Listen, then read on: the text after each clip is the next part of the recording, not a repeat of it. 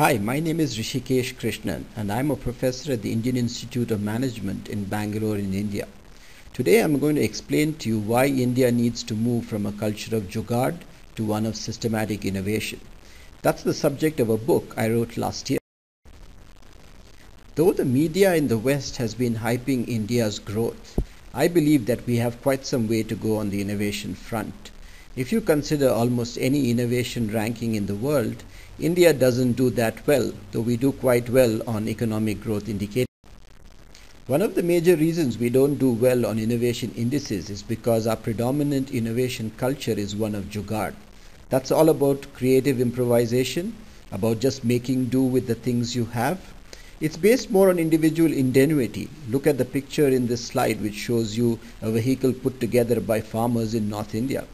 However, it lacks an adequate scientific or engineering base. It's more craft than science, and this doesn't really work in a world of complex and high technology. Moreover, Jugaad doesn't help you solve complex problems, it only helps you find quick fix solutions. It's definitely not scalable. That's why I believe that India very urgently needs to move from a culture of Jugaad to one of systematic innovation. And to understand how we do that, we need to take a systems view of how innovation happens. Before we go into the details, let's try to understand what a systems view consists of.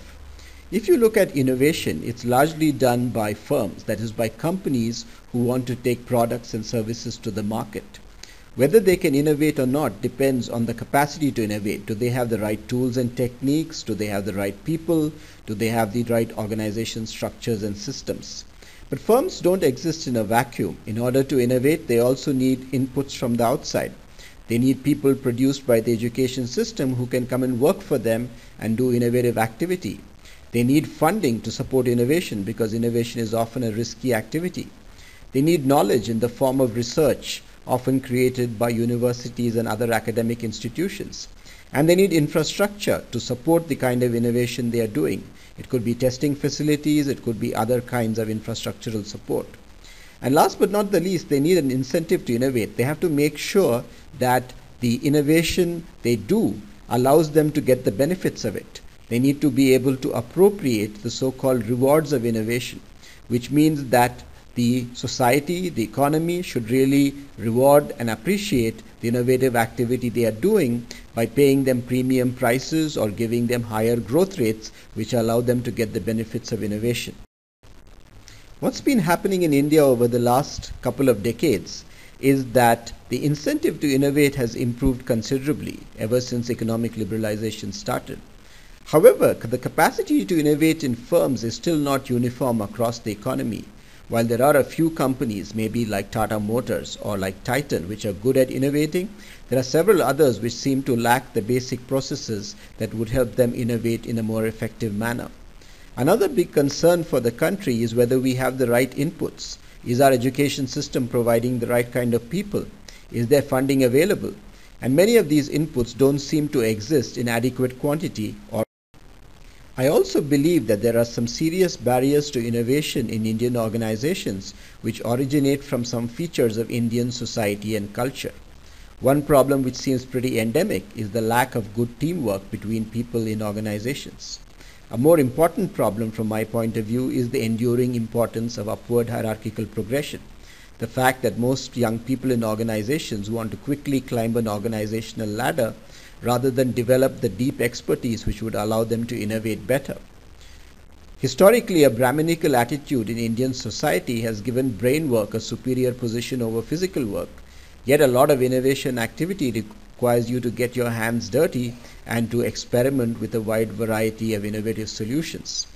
We sometimes seem to lack a systems and strategic orientation which would allow us to embrace change, and change is very closely related to innovation. As a society, do we tolerate failure? Do we have confidence in our own innovation capabilities? And are we able to positively reinforce innovation efforts? These seem to be other challenges which we face. And another interesting observation is that Indian organizations are not very good at working with other organizations. We don't see too many strategic alliances or joint ventures, particularly in the innovation. So what do we do? What is the agenda for change? There are a number of things we can do at the national level. The first thing we can do is to create a critical mass of new, innovative, technology-driven firms that are not constrained by the constraints of the past and are willing to embrace change in a more wholesome manner. We need to enhance the technological capability of the thousands of micro, small and medium enterprises, many of which seem to have lost their way in the innovation journey. We need to transform our large enterprises to make them embrace innovation processes, particularly to build the capacity for innovation in a more sustained manner. We need to create a new incentive system for our universities and other institutions of higher education so that they emphasize research, emphasize experimentation, and provide us with the kind of talent we need to drive innovation in the country.